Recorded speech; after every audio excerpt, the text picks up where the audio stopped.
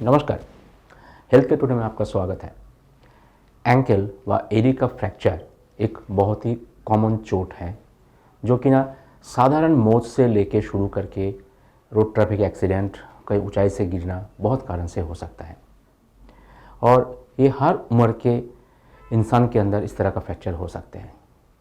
बचपन के बच्चों को से लेके बुढ़ापे तक सिर्फ यही होता है कि चोट लगने का जो मैकेनिज़्म है वो थोड़ा अलग अलग हो जाता है। आइए इस मॉडल पे देखते हैं कि एंकल फ्रैक्चर बाकी होता क्या है। यूजुअली जो एंकल फ्रैक्चर होता है वो दो तरह का होता है। एक होता है जिसको हम बोलते हैं मैल्युलर फ्रैक्चर। या अगर एंकल जॉइंट आप देखेंगे यहाँ पे, इस जॉइंट पे यहाँ पे ऊपर के दो हड्डी है जिसको हम बड़े वाला मोटे हड्डी के टिबिया बोलते हैं और पतले हड्डी को फिबुला बोलते हैं। ये मोटे हड्डी अंदर की तरफ होता है और ये पतले हड्डी पैर के बाहर की तरफ होता है और इसके नीचे टैलस बोल के एक हड्डी है, ये लेके एंकल जॉइंट होता है। बता रहे थे कि दो तरह के एंकल फ्रैक्चर्स होता है। एक फ्रैक्चर जहाँ पे ये वाला हिस्सा जिसको हम मेलुलस बोलते हैं, अगर इस हिस्से का फ्रैक्चर होता है और बाकी सारे ये मोटे बोन, ये जोड़ के हिस्सा ठीक रहता है, उसके हम बोलते हैं बाइमेलुलर फ्रैक्चर, मेलुलर फ्रैक्चर। और एक फ्रैक्चर होता है जहाँ पे ये पूरे के पूरे एरिया सारे टूट के बिखर जाते हैं, उसका हम बोलते हैं प्लेफोन फ्रैक्चर। दोनों ही फ्रैक्चर खतरनाक है। मेलुलर फ्रैक्चर होने के लिए साधारण रूप से सिर्फ मोच टाइप के जो इंजरी होता है, मतलब आपका एंकल ऐसे तरह से ट्विस्ट हो जाता है और ट्विस्ट के फोर्स के ऊपर, अगर सिंपल फोर्स है तो सिर्फ मोच होता है, अगर फोर्स ज़्यादा हो जाता है तब जगह फ्रैक्चर हो जाता है। जो प्लेफोन फ्रैक्चर है वो यूजुअली बहुत ऊंचाई से गिरने से और नहीं तो रोड ट्रैफिक एक्सीडेंट के टाइम पे बहुत जोर से टक्कर लगने से होता है। जो ओल्ड एज पीपल होता है, बुजुर्ग हो गए हैं जिसका ऑस्टियोपोरोसिस है, उनमें इस तरह का फ्रैक्चर दोनों ही बहुत कॉमनली होता है और उनको प्लेफोन फ्रैक्चर होने के लिए बहुत ज़्यादा गिरना नहीं पड़ता है, थोड़े से चोट से भी हो सकता है। एंकल फ्रैक्चर क्यों इतना इम्पोर्टेंट है? क्योंकि ये वाला एरिया जो है, इस एरिया में ये वाला जॉइंट के आसपास कोई मांसपेशी नहीं होता है, सिर्फ हड्डी होता है और उसके ऊपर स्किन होता है। इसीलिए जब भी यहाँ पे फ्रैक्चर होता है और फ्रैक्चर के वजह से जो ब्लीडिंग होता है, उस ब्लीडिंग में बहुत सूजन आ जाता है। जब भी लिम्ब में, हमारे शरीर के कोई हिस्से में सूजन ज़्यादा होता है, उस एरिया का स्किन का ब्लड सप्लाई कॉम्प्रोमाइज़ हो जाता है। इसीलिए ये फ्रैक्चर बहुत ही खतरनाक है और इस फ्रैक्चर में लापरवाही बिल्कुल ही नहीं हो सकता है। आपके तरफ से आप क्या कर सकते हैं अगर आपका एंकल फ्रैक्चर हो? पता ही है, फ्रैक्चर हो गया तो आपको डॉक्टर के पास जाना है, डॉक्टर इलाज करेंगे। लेकिन जब तक पहुंच नहीं पा रहे हैं, उससे पहले आपको क्या करना चाहिए ताकि आपका एंकल फ्रैक्चर के दौरान नुकसान बहुत ज़्यादा ना हो? आइए बताते हैं आपको क्या करना चाहिए। एंकल फ्रैक्चर होने से जोड़ बाहर निकल जाता है, डिसलोकेट हो जाता है। जितने देर डिसलोकेट रहेगा, बाहर रहेगा, उतना स्वेलिंग ज़्यादा बढ़ेगा।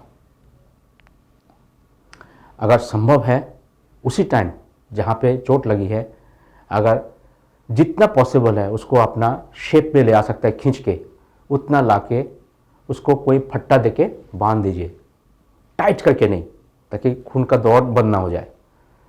हल्का करके बांध दीजिए ताकि वो सीधा रहे, उस जगह पे रहे, पहला काम।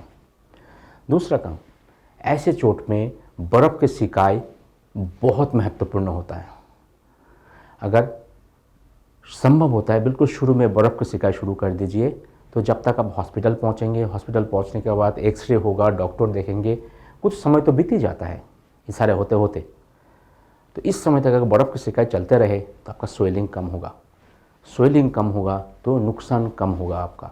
ये दो चीज़ें आप लोगों को ध्यान रखना चाहिए। और अगर आपका एंकल में चोट लगे हैं, कभी कभी चोट लगने का फ्रैक्चर जो होता है वो बहुत छोटा सा फ्रैक्चर होता है, बहुत ज़्यादा हिलते जुलते नहीं है।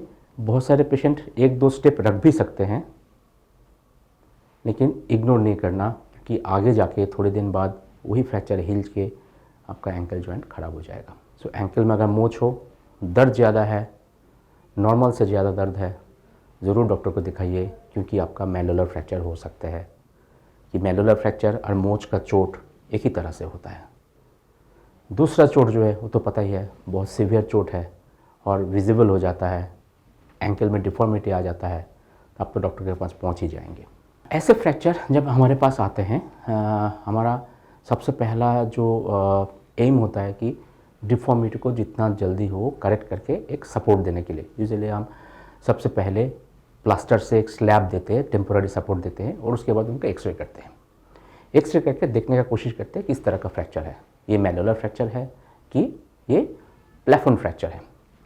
जो प्लेफोन फ्रैक्चर है, मैक्सिमम टाइम पे प्लेफोन फ्रैक्चर का ट्रीटमेंट सर्जरी होता है, क्योंकि ये जोड़ के पास के फ्रैक्चर है और जो जोड़ के पास के फ्रैक्चर होता है उसका अच्छा इलाज सर्जरी के बिना नहीं हो सकते हैं, इसीलिए उसको सर्जरी होता है। मैलुलर फ्रैक्चर में सिर्फ थोड़ा सा 3-4% केसेस होता है जहाँ पे हमें प्लास्टर से काम चल जाता है, जिसको हम बोलते हैं स्टेबल फ्रैक्चर। मतलब फ्रैक्चर है लेकिन जोड़ हिल नहीं रहा है, जोड़ डिसलोकेट नहीं हुआ है। ऐसे फ्रैक्चर में हम प्लास्टर लगा देते हैं, जो टोटल फ्रैक्चर के से 5% से कम ही हिस्से होता है जो ऐसे होता है। बाकी सारे जो मैलुलर फ्रैक्चर होता है उसको सर्जरी करना ज़रूरी होता है, क्योंकि अगर सर्जरी ना करे, ये सारे हड्डी हिला हुआ है तो अंदर जो जोड़ है ये अनस्टेबल रहता है, वो हिलते रहते हैं। और अगर ये सारे हड्डी अपने जगह से हिल के डिफॉर्म होके जुड़ गए तो बॉडी का वजन जो आता है सेंटर पे नहीं आता है, साइड में हिल जाता है, फिर ये जोड़ खराब होके आगे जाके आर्थराइटिस हो जाता है, पेनफुल हो जाता है। फ्रैक्चर तो जुड़ जाते हैं लेकिन एंकल पेनफुल रह जाता है, फिर आपको दोबारा कोई सर्जरी करना पड़ता है जिसके एंकल फ्यूजन करना पड़ता है।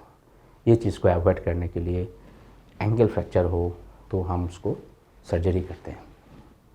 हम रखें आपका ख्याल।